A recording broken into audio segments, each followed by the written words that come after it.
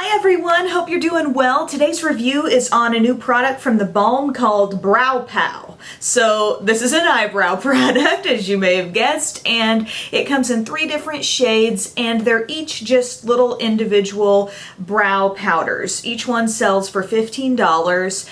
Packaging wise, it's that kind of cardboard type packaging that some of the Balm's blushes come in, and then you've got just a pan of brow powder in there as well as a little mirror. The 3 shades that are available are Blonde, which I see as a very neutral, cool taupe type color. I think it could work for a wide spectrum of hair colors. Then there's Light Brown. So if this, in comparison to Blonde, as you can see, deeper and probably the warmest of the 3. This is the one that I feel like when I put this in my brows, just for my own hair color, I can see it more. Like it just kind of stands out, doesn't quite blend in as well, just a little warm for me.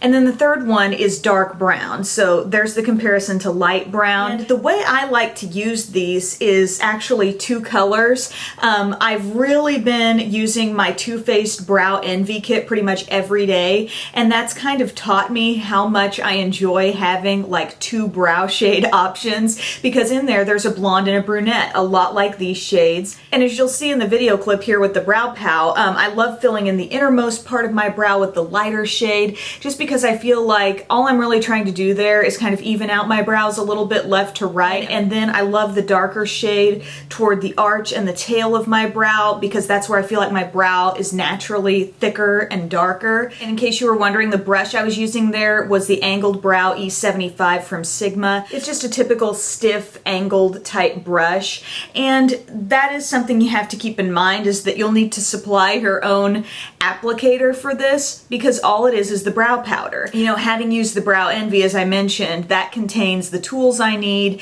It has kind of a wax, which I really do like to use before using some sort of powder, because I think it helps the powder cling a little bit more, and I think it just helps it last longer. But I will say that the staying power of these is pretty surprising. I've been paying really close attention to how long this can last on my brows, and was checking at the end of the night one particular area where a powder will struggle to cling to, and even some pencils won't necessarily go over it well. It's a little scar that I have here on the outside, and sometimes with certain products, like, I'll be able to see that visible again at the end of the day.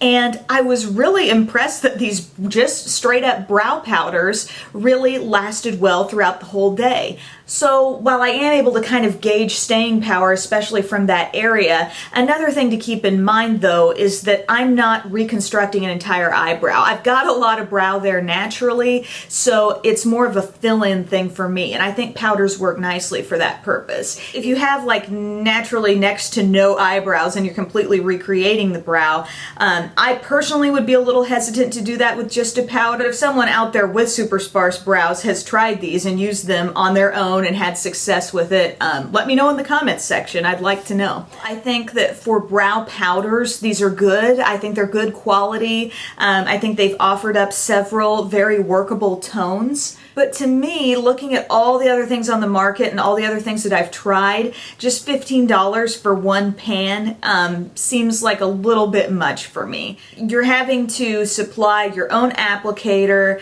Another thing that I do over the top of this is apply a little bit of gel to keep my brows in place, because this doesn't give any hold to the brows, you know. Or if you wanted to use a wax, you would have to put that in too. And for me personally, like I said, I've really gotten into the groove of using 2 separate colors in my brows at one time. So that's 30 bucks if I was going to buy both of these, while there are other things on the market that are combining both of those and giving me more for, I think, a really fair price. Other less expensive things on the market, e.l.f. has this Studio Brow Kit. It's a tinted wax and a powder, comes with the brush. I mean, that's a great little all-in-one type kit for just like $3. So if you're really trying to save, that's a great way to go. Even having tried these from the Balm now, I still think that the Too Faced Brow Envy kit is kind of my chosen product. So these are very rich, pigmented, high-quality powders, but just keep in mind all you're getting is that powder. So take your own needs into account with this review, but thank you for watching. I hope this was informative,